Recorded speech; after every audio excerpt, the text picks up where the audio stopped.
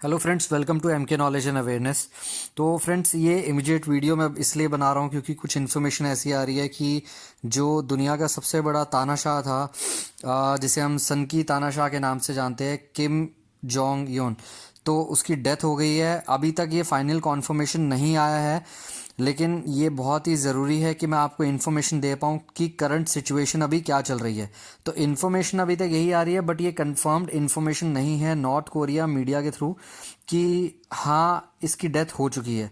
तो चलिए बात करते हैं आगे की कि इसकी लाइफ के बारे में कि ये क्या था और क्या क्या जो है ऐसी सिचुएशंस हुई जिसके बारे में कहा जाता है, और इसे सनकी के नाम से कहा जाता है। सबसे बड़ा तानाशाह कहा जाता है इसे दुनिया का।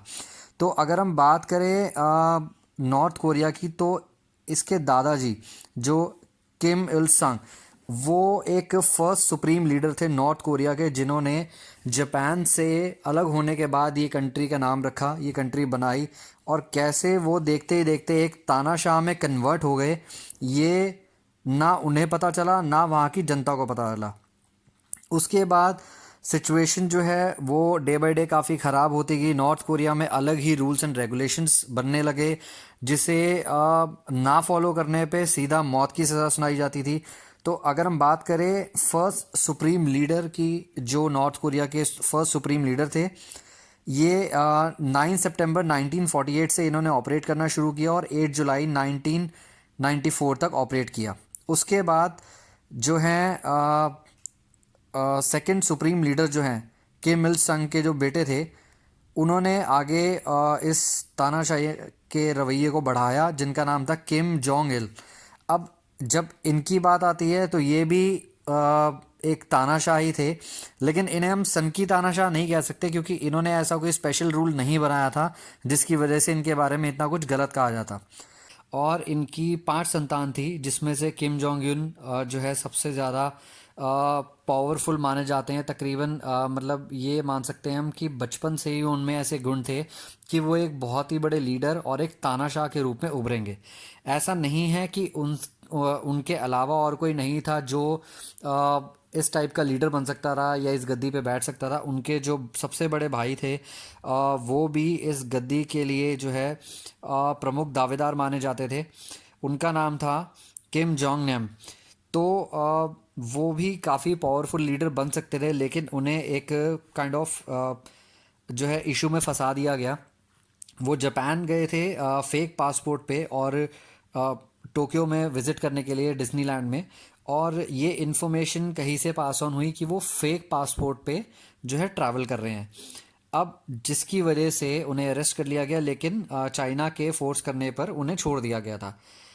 उसके बाद जो देखा जाए कि किम जोंग यून ही जो है सबसे बड़े लीडर के तौर पे उभर सकते थे, या जो कैपेबिलिटी थी उनके अंदर देखी गई, और उन्हें वो जो है लीडरशिप जो है वो मिली।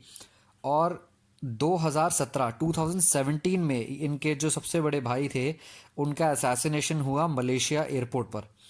तो अगर हम बात करें नॉर्थ कोरिया के कल्चर के बारे में, या फिर ऐसा क्या है कि किम जोंग उन को तानाशाह बोला जाता है वहाँ का, तो एक सबसे बड़ा जो रीज़न है वो ये है, जैसा कि आप सब जानते हैं कि वो जो है थर्ड सुप्रीम लीडर है नॉर्थ कोरिया के।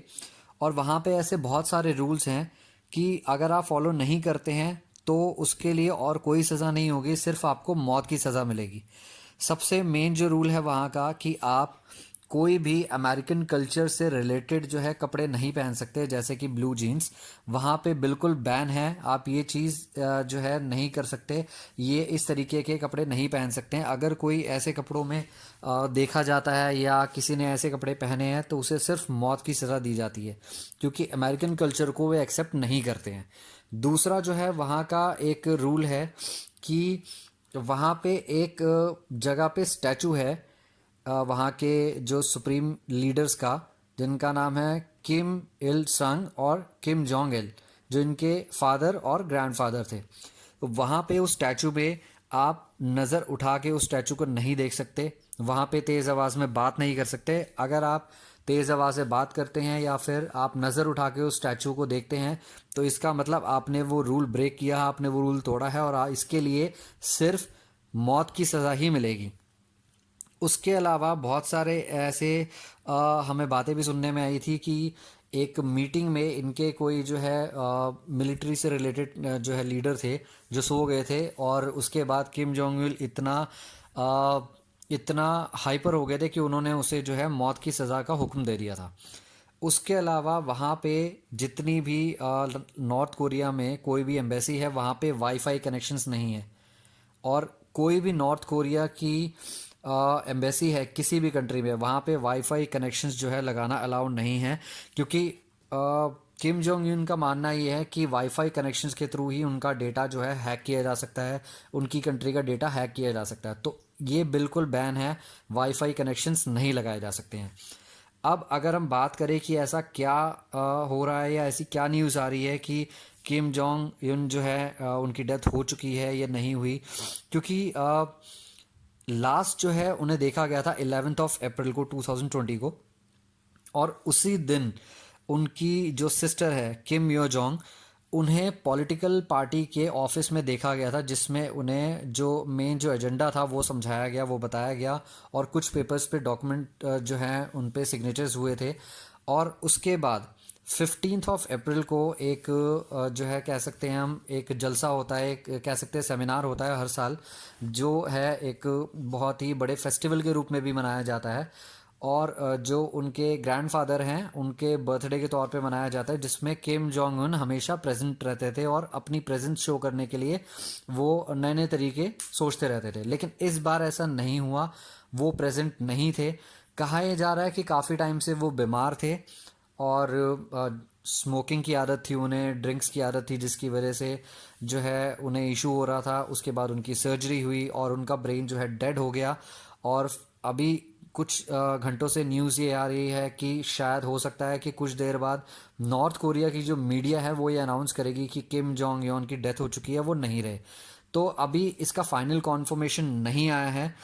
और जो प्रमुख दावेदार हैं, इनकी जो सिस्टर हैं किम यो जोंग, उन्हें ही प्रमुख दावेदार माना जा रहा है, क्योंकि अगर हम बात करें और जो है थर्ड सुप्रीम कमांडर के बाद इनकी सिस्टर का ही जो नाम है कि वो एक लीडर के तौर पर उभर सकती हैं, उनकी कैपेबिलिटी देखकर, उनकी जो है लीडरशिप क्वालिटी देखकर उन्हें जो है इस पर्टिकुलर सिचुएशन में ढाला जा सकता है या फिर वहाँ का लीडर बनाया जा सकता है।